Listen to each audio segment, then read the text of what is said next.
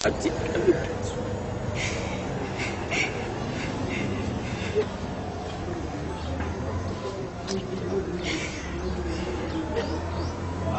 महीने पहले सादिया मुबीन नाम की जो लड़की है, उस लड़की को TRR कॉलेज, पॉलिटेक्निक कॉलेज, जिसका मालिक दिगल कृष्णा रेड्डी, जिसका मालिक है साबिका मेयर और तेलुगु देशम का लीडर है, उस कॉलेज में एक कैंटीन, क्योंकि बच्ची कॉलेज में पढ़ा करती थी, रोज़ाना कैंटीन को जाया करती थी। एक दिन ये बच्ची की तबीयत कुछ ख़राब हुई, कैंटीन को जैसा ही बच्ची गई तो कुछ जूस पूछी वो बच्ची पीने के लिए।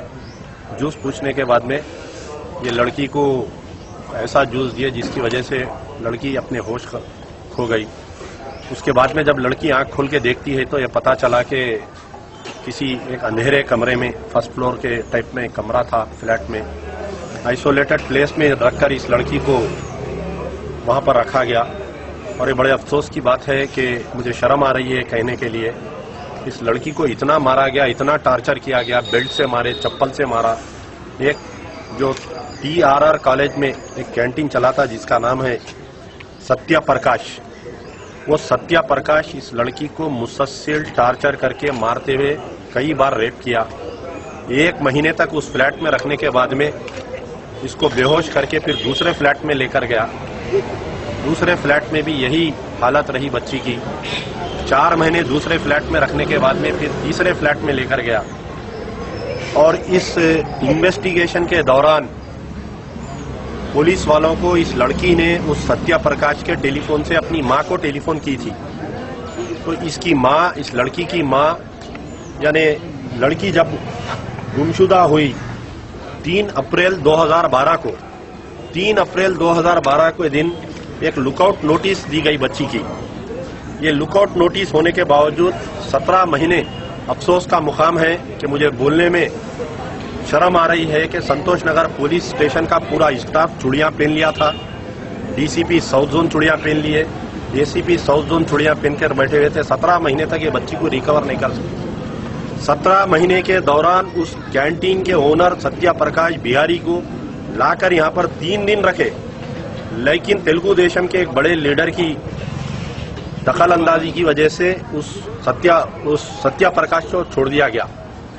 जुल्म की इंतहा यह हुई कि जब इस बच्ची की तबीयत ज्यादा खराब हुई, वॉमिटिंग्स होने लगे, तो ये मालूम हुआ कि बच्ची गलती से प्रेग्नेंट हो गई है।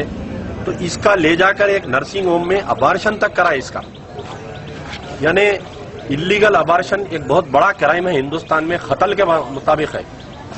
मैं चाहता हूं कि तमाम मीडिया से मेरी ये गुजारिश है, पुलिस के आला ओहदेदार, chief minister N Kiran Kumar Reddy से, डायरेक्टर जनरल ऑफ पुलिस से, कमिश्नर ऑफ पुलिस से, अगर इस केस को सीरियस नहीं लिया जाएगा तो शहर में हंगामा हो जाएगा। इस शहर के मामले में जिस तरफ पे एक मुकाम पर रेप के कातिलों को फांसी की सजा दी जा रही है, इस लड़की और इस लड़की की मां, ये दोनों मजलूम का यह मुतालबा है कि न सिर्फ सत्या प्रकाश बल्कि इसके वालिद जो इसके क्राइम में इसकी मदद करता है हमेशा, इसका एक भाई है जो क्रिमिनल लॉयर है जिसका नाम है